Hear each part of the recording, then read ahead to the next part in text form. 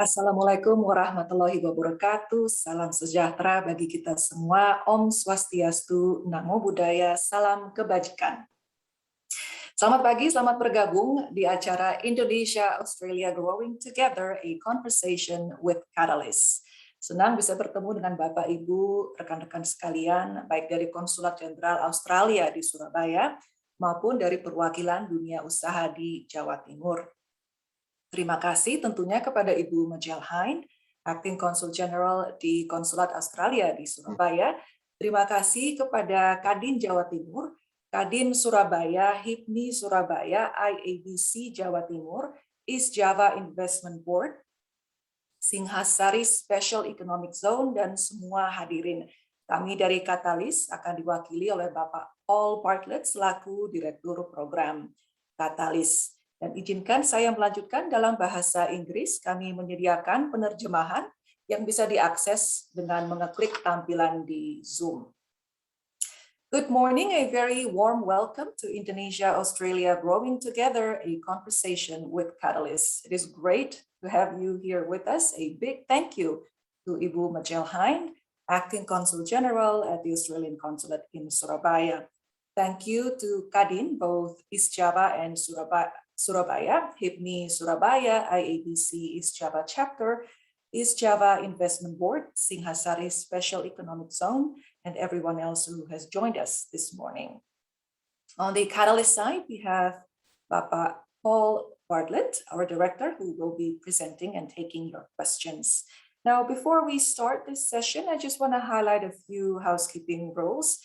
This dialogue will be presented in both English and Bahasa Indonesia. So at the bottom of your screen, you should be able to see an interpretation button. If you require this service, please click on the button, select your preferred language, and remember to click done so that it is activated. We would like for this forum to be as interactive as possible. And so we welcome any question or comment you may have. Please drop your questions or comments in the chat box and remember to identify yourself. Time permitting, you may also post questions by using the raise hand button. Lastly, this event is being recorded and will be uploaded to YouTube afterwards on our channel at IA-CEPA ECP Katalis. Let us now turn to some opening remarks from Ibu Majelhain. Ibu Majelhain is currently the Acting Consul General for Surabaya. She was previously the Consul General at the Australian Embassy in Jakarta and at the Australian Consulate General in Bali. Ibu Majel has held postings in Afghanistan, Malaysia, and the United States, among others. Good morning, Ibu Majel. Selamat pagi. Good morning, Pagi. How are you today? Very well, thank you. I'm very excited to be able to bring this group together, so thank you. Great to have you. Please, Ibu Majel, the floor is yours. Thank you. Good morning, everybody. Start. Good morning, everybody. I'd like to welcome you all here today and give my thanks for your attendance.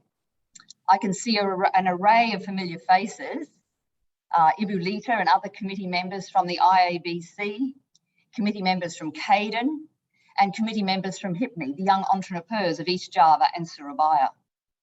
As Ibu Sondang said, I'm the Acting Consul General here in Surabaya, and I'll be here until February. Before we begin, I want to thank the Catalyst program team too for their support and assistance in organising this event. It's great to have an opportunity to bring a number of interested parties together so that we can learn more about what Catalyst is and how it will work, what priority sectors and investment criteria it will cover, and how different parties can submit their ideas.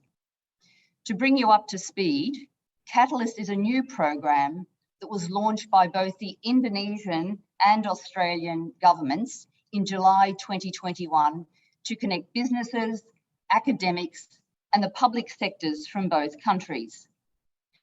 Catalyst's aim to help optimise the implementation of Economic Partnership Agreement, IA-CEPA, by supporting trade and investment, improving market access, and promoting inclusive growth in Indonesia. Its initial allocation is $40 million from now until 2025.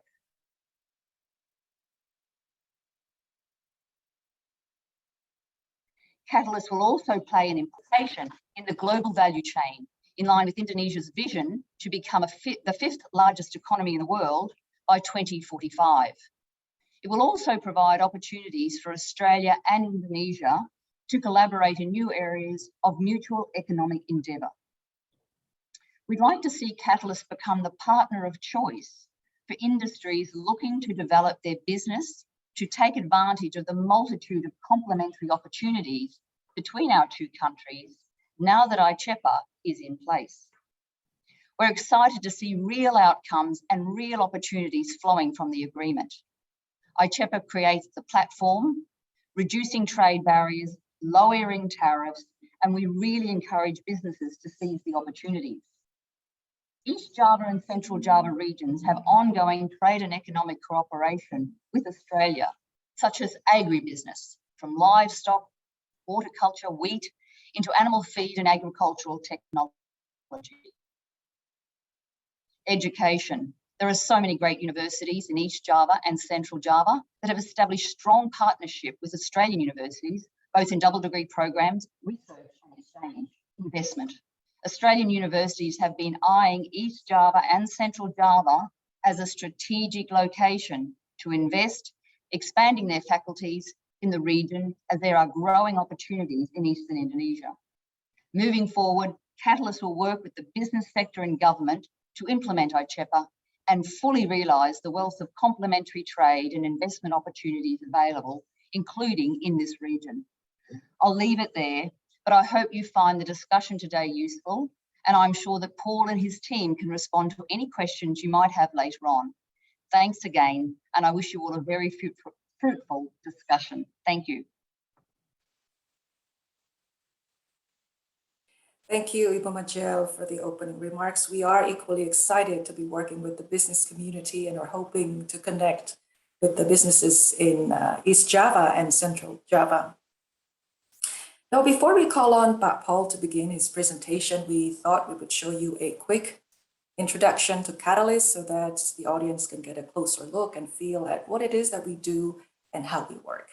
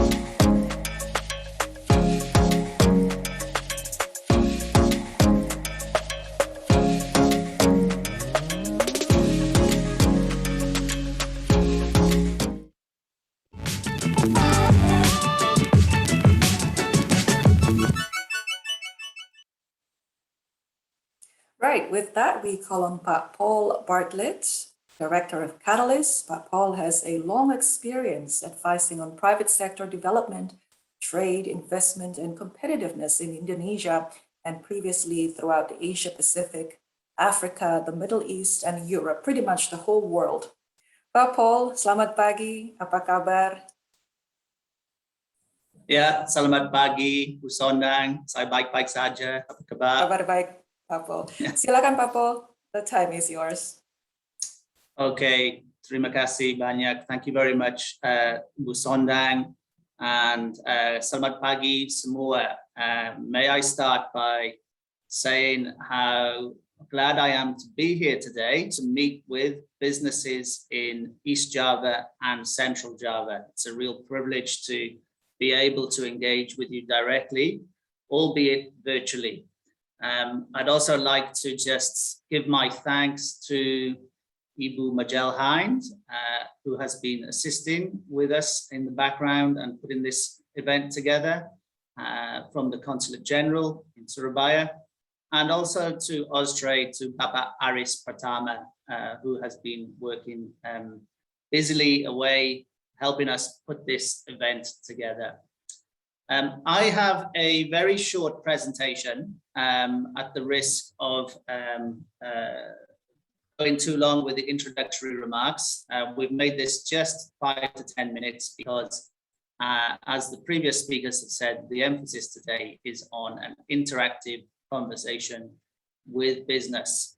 So I will keep it very short, and then I look forward to discussing business activities with you all. So Katalis is an economic cooperation program. We can go to the next slide, please. It's an economic cooperation program, as Ibu Majal was just explaining, between Indonesia and Australia, between both governments. And really the purpose is to maximize the benefits of IA-CEPA and build stronger, more inclusive economic partnerships, and those being business partnerships. We were officially launched in July, so we're only 5 or 6 months old officially. And as Ibu Majal was explaining, we have an initial contribution of 40 million Australian dollars in overseas development assistance from the Australian government. This all said, Katalis is commercially focused, and we want to make this point very clear. Although we are an ODA program, our emphasis is on working with business and seeking business ideas for activities to develop the bilateral economic relationship, to support better integrated markets between Indonesia and Australia in a range of sectors and value chains, and to develop skills to take advantage of the emerging opportunities, especially as both countries recover from the COVID-19 pandemic. Next slide, please. So just a quick slide here to try to encapsulate what it is that we're doing on one page. Essentially, Katalis is focused on 3 things. Our goal is to ensure the benefits of the trade agreement, the IA-CEPA, are maximized, supporting trade and investment, improving market access, and promoting inclusive economic growth in Indonesia. And to do that, we have 3 focus areas or breakthrough areas, and they're focused on access, market integration, and skills. On market access, this is, as it says, it's about opening the 2 markets to one another, and for businesses to take advantage of that market opening under IA-CEPA. On market integration, this is really about sort of getting the 2 business sectors in both countries to gel, to actually think about ways in which, practical ways in which the markets can operate. So these are things like standards, mutual recognition of qualification, trade facilitation initiatives, and other things that would integrate the 2 markets. And the third really important area underpinning both of these things is to strengthen skills in Indonesia, for Indonesian businesses in particular, and also with the government, to boost productivity, gender equality, and social inclusion. So that's it in a nutshell. Next slide, please. And what we do, what Katalis aims to do, is to run a series of activities working with the business community. And those activities could pretty much be anything, provided those activities can be seen to meet our investment criteria. And a lot of the conversation today, I think, will be on fleshing out what these investment criteria mean. If you look across this list of 7 investment criteria, you'll notice that there are a mix of commercial goals here, and there are other more development-focused goals. And so this is what we think is the unique characteristic of Katalis. We are a government-funded program, and so we are focused on ensuring that our outcomes achieve development outcomes, such as here we have gender and social inclusion, and there's also a requirement for the activity to be potentially catalytic. But at the same time, we're pretty hard-nosed about the need for the activity to be commercially focused and for it to deliver commercial outcomes. So we see these 7 investment criteria as being largely mutually reinforcing. And I will elaborate on each of these in the next slide. Next slide, please. So this is worth dwelling on because I think it explains the nature of Katalis very well. To run through those 7 investment criteria, when we talk about maximizing outcomes of IA-CEPA, what we really mean is what are the commercial outcomes that we're trying to achieve here. So we would work together with businesses on particular activities which have commercial outcomes. And what we'll be asking the business is there a business case for the activity? Have you done your sums? Is there a return on investment or a potential return on investment? Secondly, Katalis would be working with businesses that are willing and able to make co-contributions. Now, those co-contributions can be in kind, in terms of time or space or something else, or those co-contributions can be financial, so can be cash. This one for us is pretty important. We feel that in order to set the activity up correctly from the start, there needs to be real interest and ownership from the actual businesses that we're working with. Without having that co-contribution, it would be very difficult to justify the activity and the financial resources being allocated through ODA. The third area, and perhaps the most obvious one that we're looking at, is whether or not the activity is mutually beneficial to Indonesia and Australia. So both countries would have to benefit from the proposed activity. And we'd be looking to see whether or not there were win-win bilateral commercial opportunities or outcomes.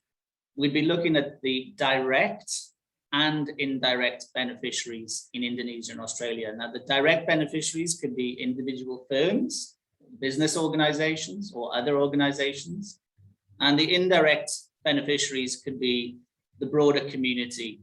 So we'd be looking at what broader economic, social, and public benefit there is from the activity being suggested.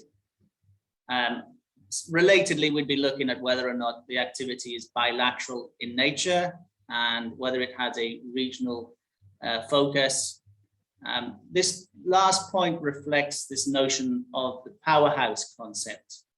This is this idea that the IA-CEPA agreement would deliver powerhouse opportunities, whereby the imports of one partner are used to strengthen the export competitiveness of the other partner.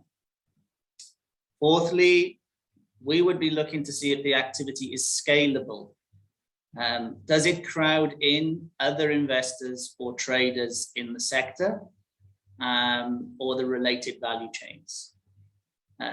Fifth, we would be looking to see if an activity targets, includes, or makes a positive impact on women, people with disability, or other marginalized groups, particularly in sectors heavily affected by the COVID-19 pandemic. Almost there. So the sixth area we will be looking at is whether or not the activity is politically feasible and practical. And then finally, we would be looking at the resources being proposed and essentially trying to make an assessment around whether or not there was a comparative or competitive advantage in the activity being proposed and the resources being proposed to implement the activity. So that's all I have to say on the investment criteria, but we would look forward to discussing this in more detail a bit later. I'll now just move to my final slide. Next slide, please. So in thinking about how to develop activities, my final slide just makes mention of the two approaches that we have here. The first one is what I would characterize as being open to business ideas, responding to the market. So the purpose of that is to genuinely solicit and frame activities that are coming from the business community, to actually look for innovative ideas from businesses, and to listen to business and to frame up solutions to problems and challenges and opportunities, working closely with businesses. The second area is really about us actually taking the lead a bit more, proactive engagement. And this is really to reflect GOA and GOI priorities. For example, this year, we are focused on identifying activities in the electric vehicle sector, advanced manufacturing, and also agri-food. And we are establishing a TVET clearinghouse to facilitate that skills agenda that I mentioned. But this is an ongoing proactive agenda where we respond to and we listen to government and take guidance from government on where they would like to see these activities being framed and implemented. So it's a dual track approach. We would like to listen and work with business, but also we acknowledge that we have this development component and we are an ODA program, and we are responsive also to the both governments. That's it from me. I think this is the last slide. So I would just like to say thank you very much for listening. And we look forward to discussing all of this with all of you today. Thank you very much. Thank you, Pak Paul, for the presentation. We do hope that has been enlightening and given you some food for thought. Now, before we start the discussion, we will take a mandatory group photo. So I would like to ask everybody here to turn on their camera and smile while we take a screenshot. Is everybody's camera on? All right. Now on a count of 3, 1, 2, 3. Right, one more time.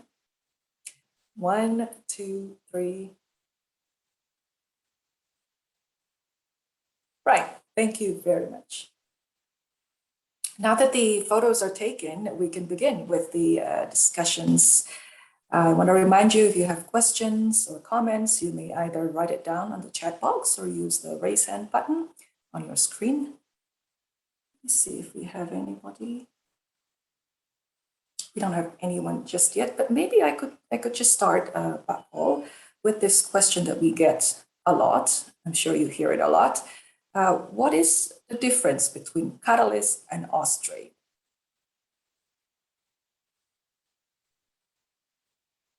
Thank you, Bu Sondang. Yes, this is a very good question. I would like perhaps to also invite Aris to answer on behalf of Austrade. I would not like to speak on behalf of Austrade. But what I can say is just to reiterate that when we started earlier this year, we were cognizant of the very complex ecosystem that exists in the bilateral economic relationship. There are a number of public, for example, Austrade, but also on the Indonesian side, agencies such as the ITPCs and the trade attaches and also the investment offices. And there are also a number of private organizations such as IABC and AIBC and Chambers of Commerce and CADIN and APINDO that operate in this bilateral economic relationship. We didn't want to duplicate anything that's going on, and we rather wanted to complement and to enhance some of the activities being delivered by and the services being delivered by those public and private organizations. And so the notion, I think, that we add value through our investment criteria is central to us. So just to emphasize those investment criteria again, we're focused on mutual benefit. And I think that places us in a rather unique space. We're also focused on commercial plus development outcomes. And we also have other investment criteria which make us a little bit unique, such as that focus on gender and social inclusion. So I'd say there were three things that really make us a little bit different, but I would really like to hear from others in the room to see how they would view that, and also perhaps from Austrade, from Pak Aris, who may want to answer on behalf of Austrade. Thank you, Paul. Pak Aris from Austrade Surabaya, you wanna? Thanks, Pak Paul. Ibu Sondang, can you hear me clearly? Yes. May I ask you to turn Okay. on your camera? Yes. Okay. Okay. So actually there's actually Pak Paul's explanations already explain about the unique difference between Katalis and Austrade, but probably for some of the participants who haven't heard about the Austrade as well. So Austrade is Australian government agency. We are under the Ministry of Trade, so our focus is more on the commercial, where Katalis there is some of the development part on the program, but for Austrade we focus on the commercial relationship between Australia and Indonesia. Katalis also mentioned some of the focus of the priority, which is also there's some part of the Austrade, but we have a more diverse priority sectors in Indonesia. For example, we also work with the mining and resources. We also work with digital and health. So our priority sectors will be a bit broad compared to the Katalis. And we are here for a longer term. I think that's because we are the Australian government agency in Indonesia. So I think that's the difference that I can say between Katalis and Austrade. I hope that answers the questions, Ibu Sondang. Thank you, Pak Aris. Pak Paul, we have a question coming from Kadin Surabaya, Pak Faisal Rishad Anwar asking, I am wondering if Katalis is under Australian government or is it a private organization?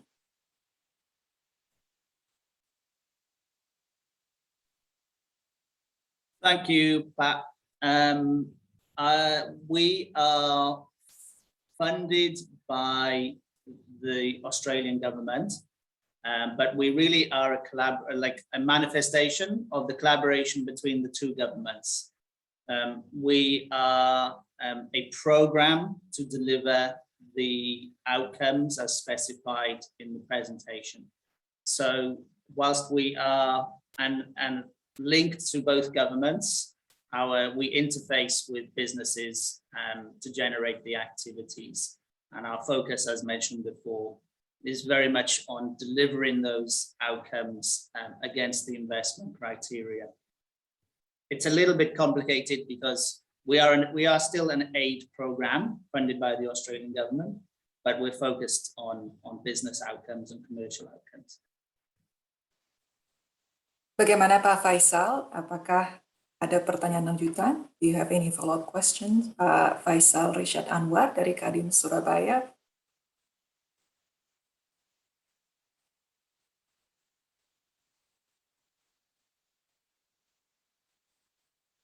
I don't hear anything. Pak Faisal, if you have any follow-up question, please go ahead. In the meantime, maybe allow me to turn to Ibu Majel. Ibu Majel, Surabaya being Indonesia's second largest city is an increasingly important destination for Australian trade and investment.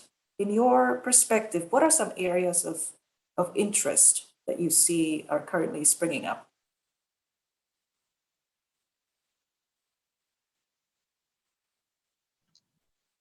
Thank you. Yes, you're correct. East and Central Java have incredible opportunities for business and collaboration with Australia. And the areas I mentioned in my opening remarks, education, investment, agribusiness, IT transfers and things like that, there are unlimited opportunities there. And we've only really, in the last 5 to 10 years, started on those, but there are more opportunities coming. And post-COVID, people are working a different way. They're doing things differently. And I think IA-CEPA, with Katalis support, can take those new ideas and also make new business opportunities for everybody who is prepared to put in the time. It's not a quick process, but I think, and businesses here who have done very well trading with Australia and back and forth will tell you, if you put the time and commitment in, it can be very, very worthwhile. Thank you. Thank you. With that, maybe we see and we hear from anyone from Kadin or from IABC in East Java, if they want to pick up on that and share their opinion on any opportunities that could be feasibly pursued by Katalis and by businesses in East Java. May I invite Ibu Lita Hudianto, also from Kadin, or also Pak Nia Limanto dari Singhasari.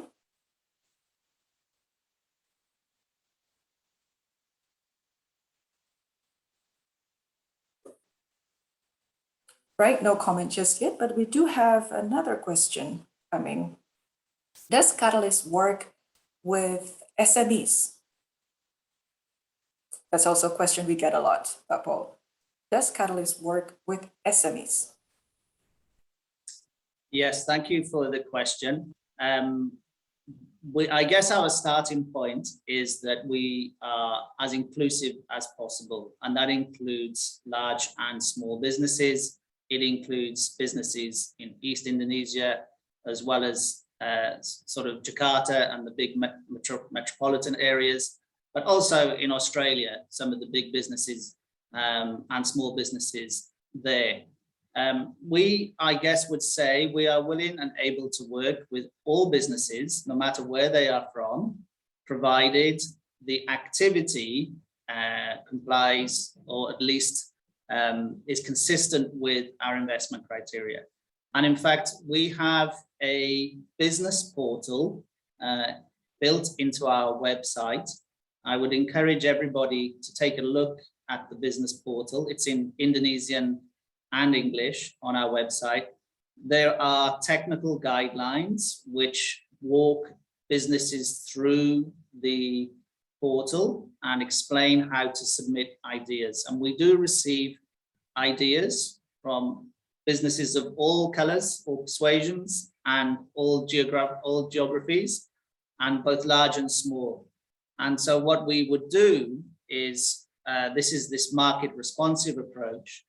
We would firstly screen the idea received against the investment criteria, and those that show the most potential for collaboration, we would then engage with those businesses, and we would then flesh out the idea and perhaps talk about how the idea could be implemented and funded.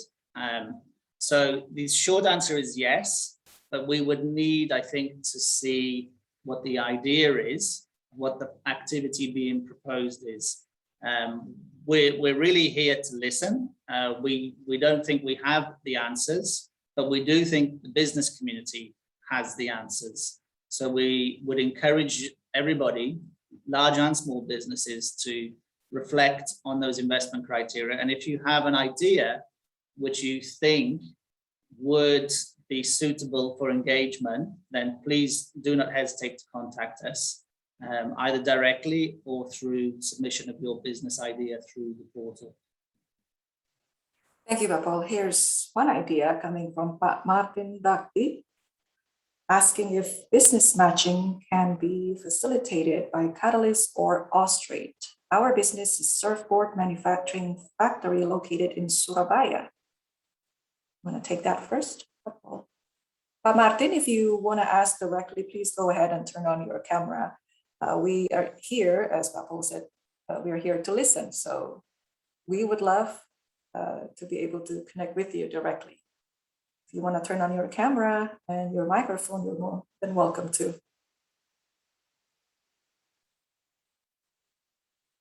Pak Martin, silakan Pak Martin.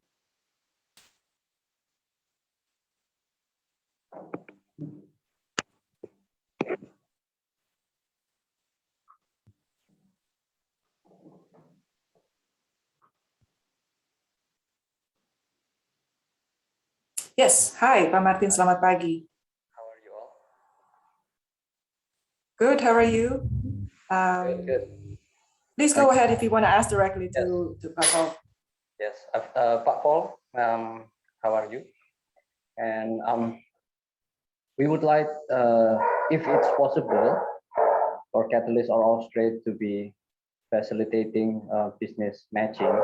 Because we've been in contact before with ITPC in Sydney too.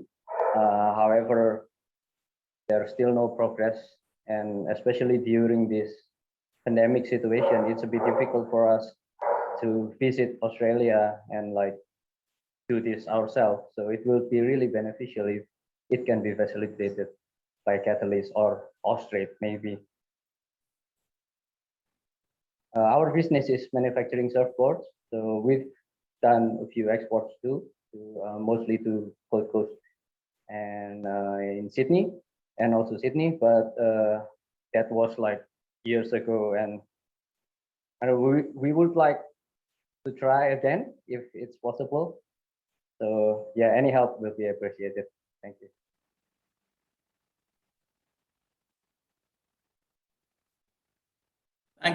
Thank you, Pat Martin. It certainly wouldn't be. Well, let me start by saying it sounds like it's a great initiative. It sounds like it's something that we could do. Of course, I can't commit to anything right now without understanding more about your business and about the potential activity that you would seek. So if you are talking about a business matching exercise or a business matching activity, it is certainly something we could consider, provided those investment criteria are met. So for example, is there really a business plan behind this? Are there numbers behind the activity that you could share with Katalis? Is there a sense in any way that you might be able to co-fund or co-contribute to the activity in some sense? Obviously, mutual benefit if you're exporting to Australia or investing in Australia. I think the case for mutual benefit could be made. But then we're on to things like, is there a gender and social inclusion aspect to this?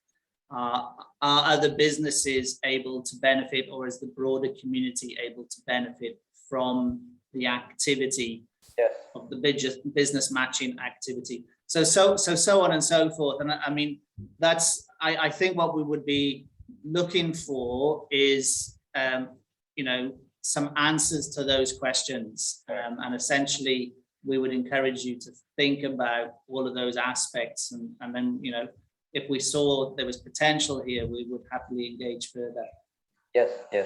Just on top of my mind, we already can see the benefits that both can be filled for the Australian partners and us in Indonesia. And it's been our long-term plan also to expand the business too, probably into retails in Australia, because that's our biggest market a few years ago. So yeah, we'll talk further. I'll contact you and we'll talk further about this. Thank you. Sure. Thank you, Pat Martin. Thank you. Thank you, Pak Martin. We'll get in touch, and please go ahead and email us directly after the event. We can also get in touch with you. I want to call on Ibu Nia Limanto from Singhasari Special Economic Zone. She has raised her hand. Hi, good morning. Selamat pagi. Selamat pagi. Thank you for having us in this event. I have a few questions, if it's possible, Pak Paul and Bu Sondang. The first one would be Singhasari Special Economic Zone is focusing on one, tourism, and another activity is technology development, digital technology development. And we are interested in the investment area of education and creative industry. Currently, we have a film and animation complex being built in the area, and we've been working as well with some IT companies to develop some computing businesses as well. And we're wondering, examples of investment or support from Katalis in that particular area. Is there support in like education sector or creative industry? That's number one. The second question would be, what are the types of aids provided by Katalis? I heard there was funding available. Is there any other kinds of supports or aids provided by Katalis? Maybe human resources or training? Yeah, that was my two questions. I hope my explanation or my question were clear. Thank you very much.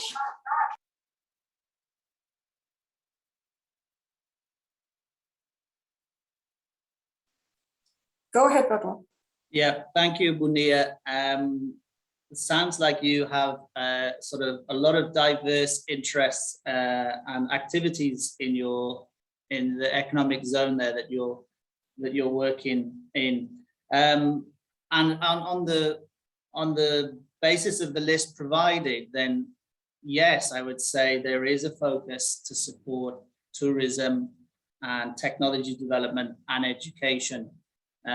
So this year, we are working basically in all of those areas, and we don't see that focus really changing too much given the context of the recovery from COVID in both countries. And we see the future as being very much driven by investment in sort of sunrise industries, so that would bring out the technology sector, but also that skills agenda that I referenced at the start. So in principle, these are areas in which we would be looking to conduct activities.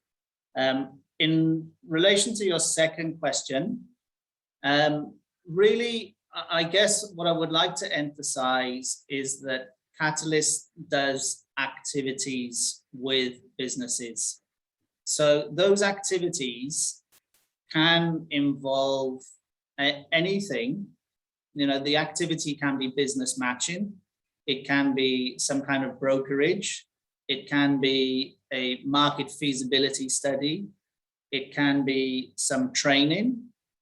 It can be, it can be co-developing some product or service. So it can be anything, is the point I'm making, for which we would provide some expertise, but we would do it through this model of co-funding or co-contribution.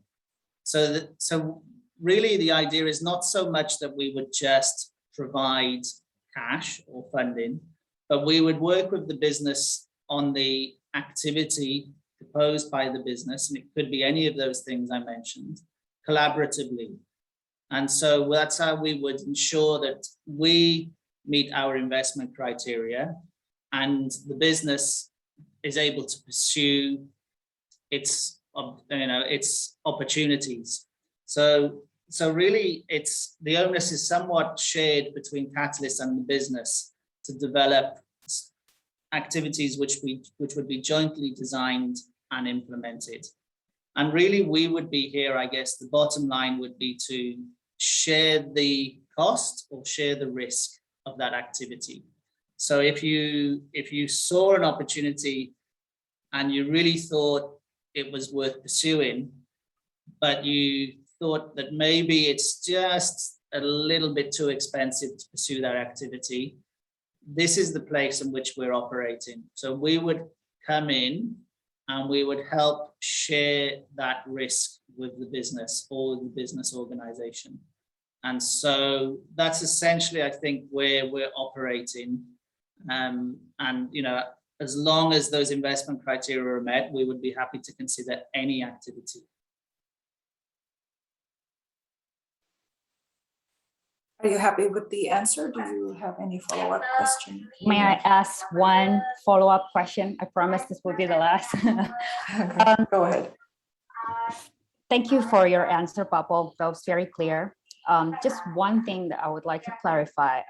You explained in the last part of your explanation that if we had great ideas and we thought like, well, maybe this is too expensive for us to execute, and then maybe this is Katalis is the right program to approach.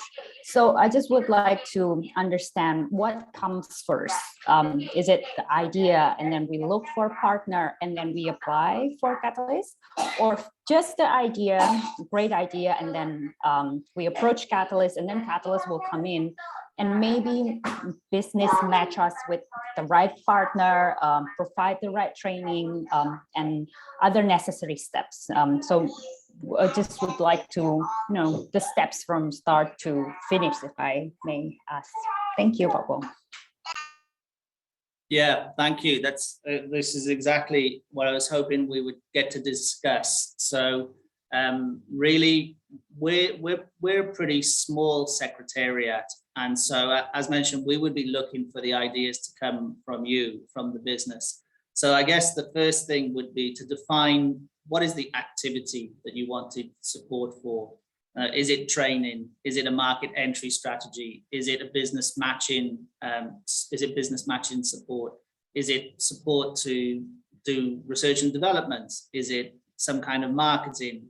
What is the actual business challenge or opportunity that you're facing in the bilateral economic relationship? And once I think you understand what the challenge is and what the opportunity is and what the activity is, we would then encourage you to submit. It's really just to submit your idea to us through our website. And as you go through this website, when you log on, you can sort of do the form in stages. You don't have to do it all at once. So you can perhaps think about some of the investment criteria and then save it and come back to it a couple of days later. But essentially, it's just to flesh out the activity against those investment criteria. And the next step, we will receive it. We will make an initial assessment. We will either engage directly with you if we think that it meets all the investment criteria, in which case we would contact you and we would flesh out the idea further. Or else we would sort of rate it as sort of amber, as one with potential, where we would still contact you, but we would say perhaps this is for consideration later. Or if it really doesn't meet the investment criteria at all, we would let you know that it's probably not sufficient in its current form, and we would probably encourage you to reapply or resubmit. So those would be the initial steps in sort of putting activities together. I hope that makes sense. Right, thank you, Ibu Nia. Papo, should we move on to the next question? You touched on the business portal. This question from Ibu Astrid is asking about the template. If we have any template for questions and answers for the ideas or the proposals, and when is the deadline for the submission of proposals? If you could briefly touch on that. Thank you for this question. Another great one, because we're getting down now to the detail, which is fantastic. Yes, so there is a template. You can download the form if you prefer to complete sort of a hard copy. You can download the form in Indonesian or English, or if you would prefer, you can just complete it online and you can send it. So there's a template which is on the website.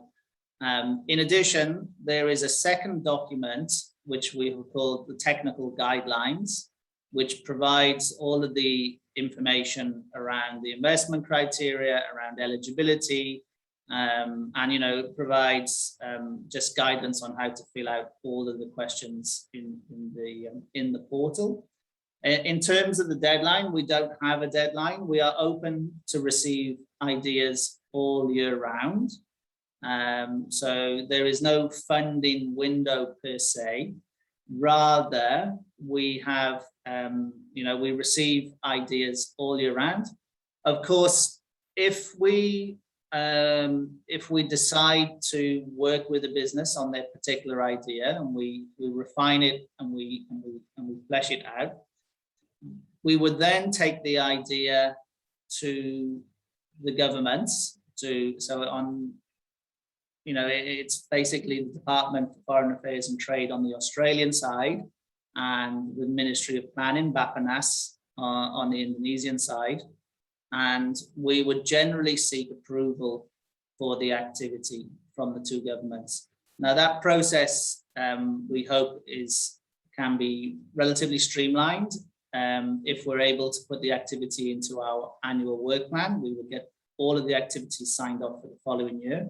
In the event that we receive an idea, which is what I would say is out of session in between sort of those formal meetings on the annual work plan, we would still go back to the Department of Foreign Affairs and Trade on the Australian side and Bappenas on the Indonesian side with an out of session request.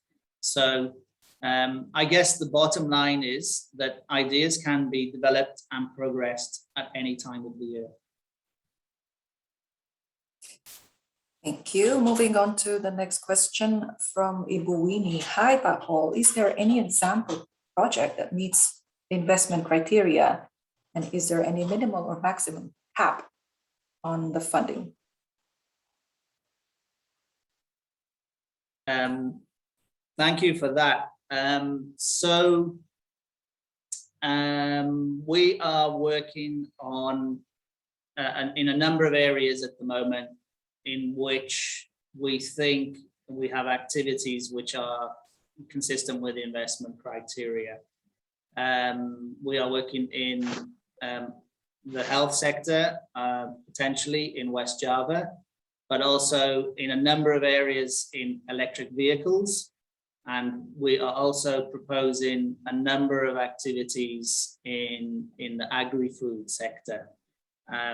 So the answer is yes, we do have a number of activities which we are essentially about to launch. In terms of magnitude, then we do have an overall budget constraint. I think we mentioned earlier that the program is initially 40 million Australian dollars over 5 years. So roughly speaking, we have around $8 billion per year. And of course, the approach that we are taking with those funds is to spread our risk. So we do acknowledge that the activities are still risky, that many of those activities may not lead to commercial outcomes. But we would spread that $8 million across a number of activities in the hope that at least one or two delivers outcomes against our investment criteria. So we would take a portfolio approach where we would, I guess, ideally allocate those funds across a number of sectors and a number of activities, and expect that some of them would fail, and expect that some of them may not actually turn out to be commercially valid or valid from a development perspective. So I guess those are our constraints, and those are the ways in which, and allocating the funds across a portfolio to spread the risk would be the way that we set sort of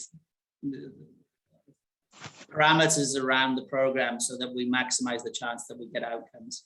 So I don't know if that explains the answer to whether there's an absolute maximum. In one sense, not really, but in another sense, we do have a budget envelope and sort of we do have to manage risk. Thank you. The next question is from Ibu Siska Wilihana. For skills development initiative, where is the project implementation? Does it have to be in Indonesia, or can it be done in Australia as well, meaning to take participants from Australia? I think the short answer to this is that any activity can be in either Australia or Indonesia. So not just for skills development, but for any of the other areas in which we're working. So yes, again, I would come back to the investment criteria. Is the activity being proposed consistent with the investment criteria? Thank you, Pak Paul. I see here that we have Pak Ali Afandi, Chairman of Kadin Surabaya. May I call on Pak Ali Afandi to turn on his camera. Selamat pagi. Selamat pagi, Bu Sondang. Good morning. Selamat pagi. Bagaimana Pak Ali? We've been talking for almost an hour now. We would like to hear from Kadin Surabaya on your take on what Katalis has to offer on the potential for commercial partnerships with Kadin and with other businesses in East Java, in Surabaya in particular. Okay, thank you first of all, Paul and Ms. Majel and Mr. Aris. I'm sorry, I can't turn on my camera because I'm still on the way to home after through several golf courses. So first of all, I would like to thank you for accommodating the Katalis for Indonesia and Australia. And as the chairman of Kadin Surabaya, we appreciate and we look forward to collaborate in the future. And as a Kadin, we will provide a source of several investment opportunity in startup in Indonesia, especially not only startup, but also small, medium enterprises that needed funding and needed risk management and maybe for the consultation. And we are also partnership with Gojek in here. Our vice chairman, Mr. Charlie Raya, could explain how we could collaborate in the future. And we would like to see how could Katalis give more impact to Surabaya community. And we will provide them also, we would like to also, if Mr. Paul said before, they will also share the share the risk. We would like to minimize the risk for investment because we would like to the investment from the Katalis is very effective through the small medium enterprises. And we also have several area, we call it in Singasari, for example, for focusing on Singasari economic, apa ya namanya Mas Charlie? Mbak Nia ini dari Singasari economic zone kalau nggak salah ya, special economic zone. Yeah. Special economic zone, yeah, exactly. We also have in the Bromo also for tourism, and we also have in the Banyuwangi, but Surabaya is especially they want to build the major of Surabaya, want to build a 1,000 startup from Surabaya as Silicon Valley from the East Java. So hopefully we could provide you the information and knowledge about the startup from Surabaya.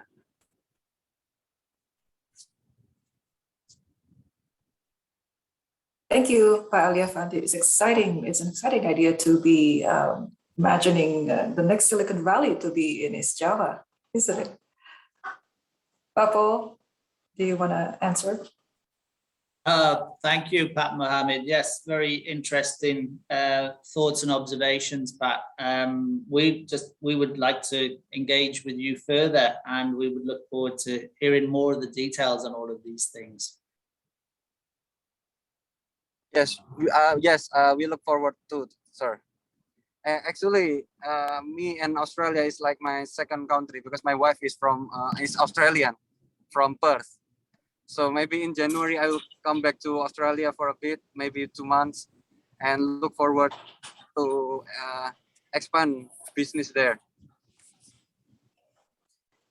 Thank you. That's a nice Australian connection you have there, starting from home.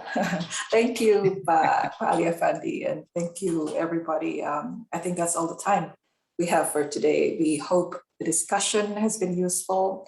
Thank you again, Ibu Majalhain and everyone.